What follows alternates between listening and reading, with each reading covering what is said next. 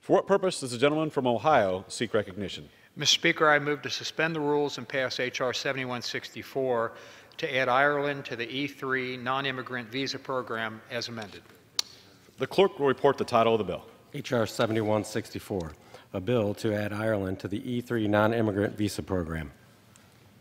Pursuant to the rule, the gentleman from Ohio, Mr. Shabbat, and the gentleman from New York, Mr. Nadler, will each control 20 minutes. The chair now recognizes the gentleman from Ohio.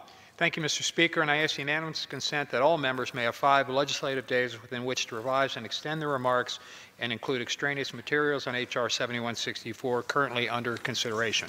Without objection. Thank you, Mr. Speaker, and I rise today in support of H.R. 7164, a bill to add Ireland to the E3 non-immigrant program. The bill was introduced by the former chairman of the Judiciary Committee, Mr. Sensenbrenner of Wisconsin, and is a simple bill that recognizes the unique friendship and working relationship between the United States and Ireland. H.R. 7164 allows nationals of Ireland to be eligible to apply for unused E3 non-immigrant visas, subject to Ireland providing reciprocal access to U.S. nationals. Holders of E3 temporary work visas must be working in a specialty occupation while in the United States.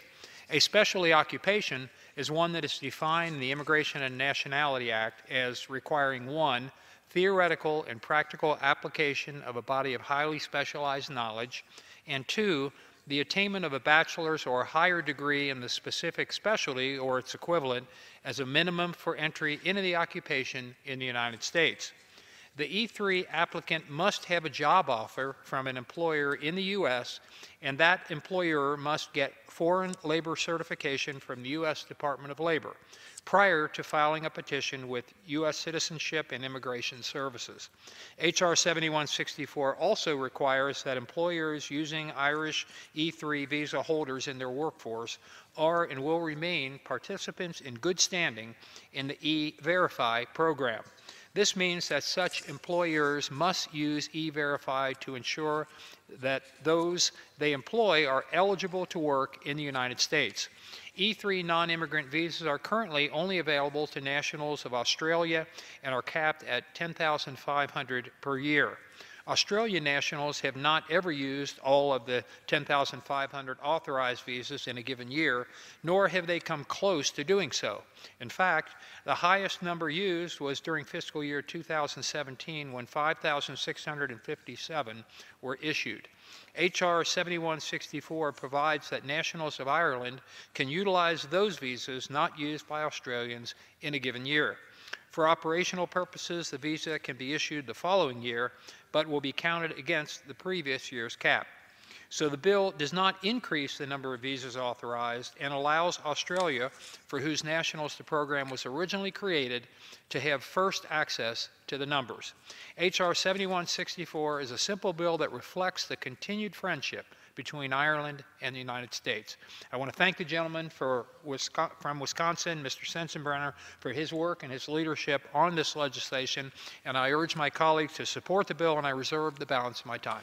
The gentleman from Ohio reserves. The gentleman from New York is recognized. Thank you, Mr. Speaker. I yield myself such time as they may consume. The gentleman is recognized. Mr. Speaker, I rise in support of H.R. 7164, a bill to add Ireland to the E3 non-immigrant visa program. In 2005, soon after the United States and Australia finalized the Australia-U.S. Free Trade Agreement, Congress created the E3 program for Australian nationals. That program provides up to 10,500 temporary visas, similar to H-1B visas, for Australians seeking to work in the United States in what are known as specialty occupations. As with the H-1B program, specialty occupations are those that require, quote, theoretical and practical application of a body of highly specialized knowledge, close quote, in fields such as science, engineering, and computer programming.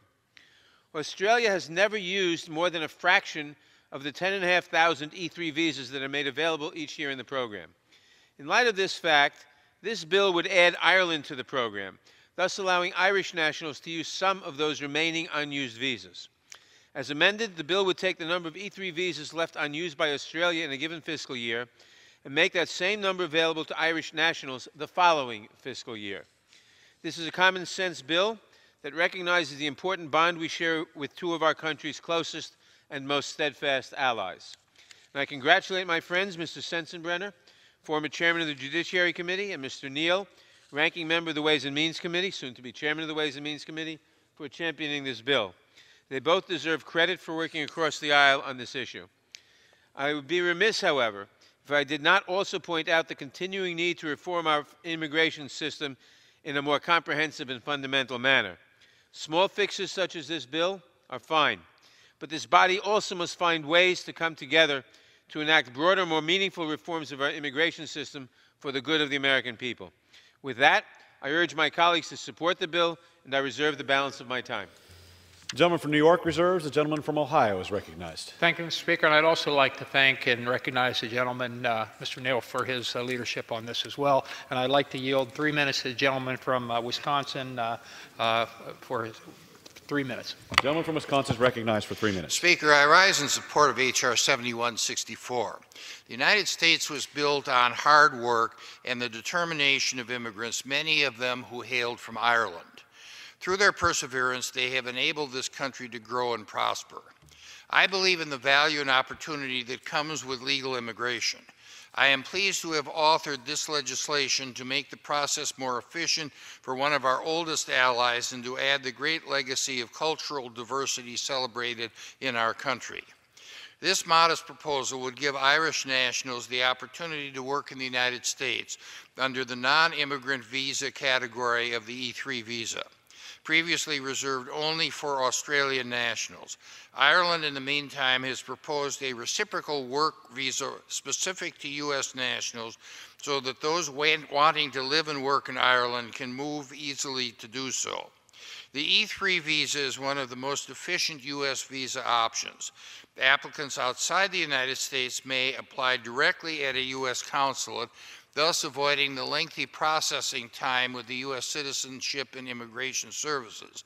The visas are granted for 2-year periods, renewable indefinitely, and the spouses of E3 visa holders are permitted to apply for employment authorization documents.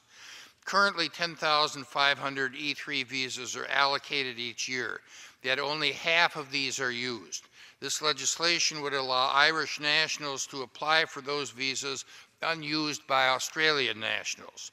This significant addition to the U.S. immigration system will not only benefit Irish nationals seeking employment in the United States, but also ease restrictions on Americans wanting to live and retire in Ireland.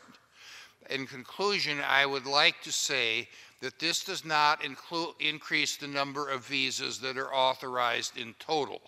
It merely allows the Irish nationals to apply for the visas that the Australian nationals do not want to use on a year-to-year basis. I urge my colleagues to support this legislation and yield back the balance of my time. The gentleman from Wisconsin yields back the balance of time. The gentleman from Ohio. The gentleman from Ohio reserves. The gentleman from New York.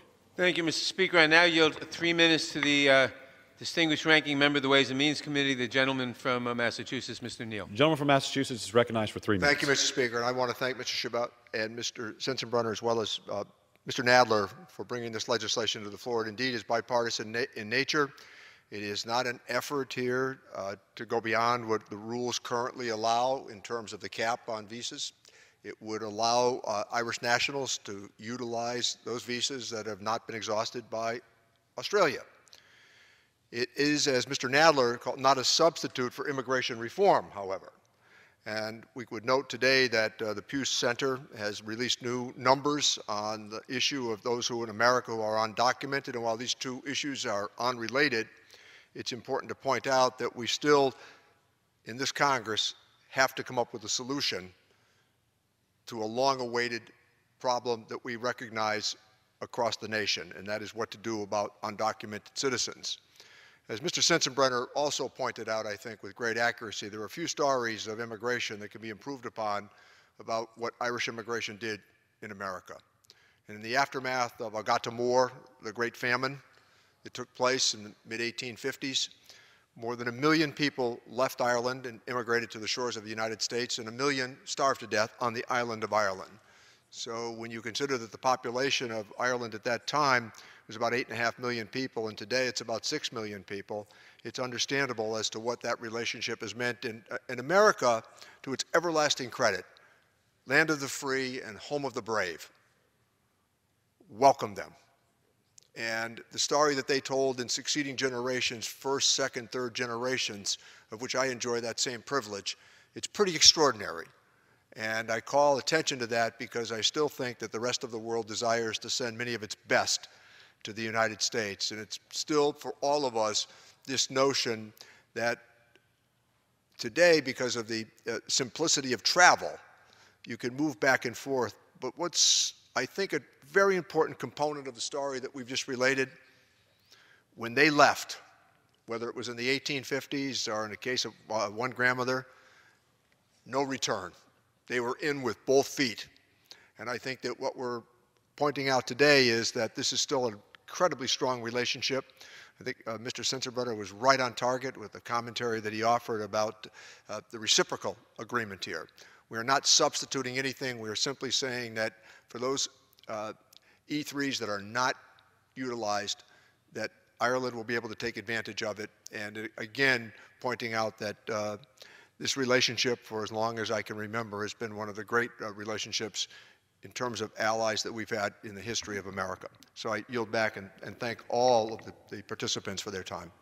The gentleman from Massachusetts yields back the balance of his time. The gentleman from New York reserves. The gentleman from Ohio is recognized. Thank you, Mr. Speaker. I'd now like to yield 2 minutes to the gentleman from Wisconsin, Mr. Gallagher. The gentleman from Wisconsin is recognized for 2 minutes. Thank you, Mr. Speaker. I appreciate the opportunity to speak on this bipartisan legislation, spearheaded by my distinguished colleague from Wisconsin.